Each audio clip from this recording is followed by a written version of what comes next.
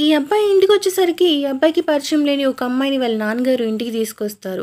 ఆ అమ్మాయి బ్రదర్ అని పిలిచినా పట్టించుకోకుండా వెళ్ళిపోతాడు ఆ అబ్బాయి. ఎందుకనంటే ఈ అమ్మాయి వాళ్ళ నాన్నగారికి పుట్టిన అక్రమ సంతానమేమో అని అనుకుంటాడు. అయితే వాళ్ళ నాన్నగారు ఆ అబ్బాయి వెళ్ళిపోవడం చూసి కొంచెం కోపం వచ్చినా ఆ అమ్మాయికి చెప్తారు. అతని ప్రవర్తనకి నువ్వేం బాధపడకు, ఇదేం పట్టించుకోకు, అతను అంతే కొంచెం కఠినంగా అనిపిస్తాడు అని చెప్తారు. పైనుంచి ఆ అబ్బాయి అంతా చూస్తూ ఉంటాడు. అయితే సూట్ కేస్ తీసుకుని ఆ అమ్మాయి లోపలికొచ్చేసరికి ఆ అబ్బాయి పైనుంచి వచ్చి, "నువ్వెవరు? మా ఇంటికి ఎందుకొచ్చావు? ఇక్కడెందుకు ఉంటున్నావు?" అని అడుగుతాడు. ఆమె చెప్తుంది, "నేను ఇక్కడ కొద్ది రోజులు ఉండడానికి మాత్రమే వచ్చాను" అని. అయితే ఆ అబ్బాయి ఏం నమ్మడు. అయితే ఆ అమ్మాయికి కొన్ని రూల్స్ పెడతాడు అక్కడున్న వాళ్ళతో తిట్లు తినకుండా ఉండడం కోసం. ఏంటి ఈ అబ్బాయి కొంచెం బాసీగా ఉన్నాడు, ఒక బాస్‌లా ప్రవర్తిస్తున్నాడు అనుకుంటుంది. కానీ వేరే దారి లేక యాక్సెప్ట్ చేస్తుంది.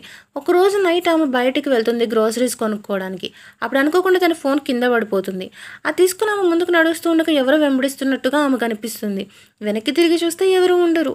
సర్లే అని మళ్ళీ ముందుకు తిరిగి నడుస్తూ ఉండగా ఒక చెయ్యి అనుకోకుండా తన భుజం మీద పడుతుంది. అది చూసి ఆమె భయపడి ఒక తన్ను తన్ని లైట్ వేసి చూస్తుంది. అక్కడున్నది ఎవరూ కాదు, వాళ్ళ అంకుల్ కొడుకు. అది చూసి ఆమె ఆశ్చర్యపోతుంది. సారీ చెప్తుంది.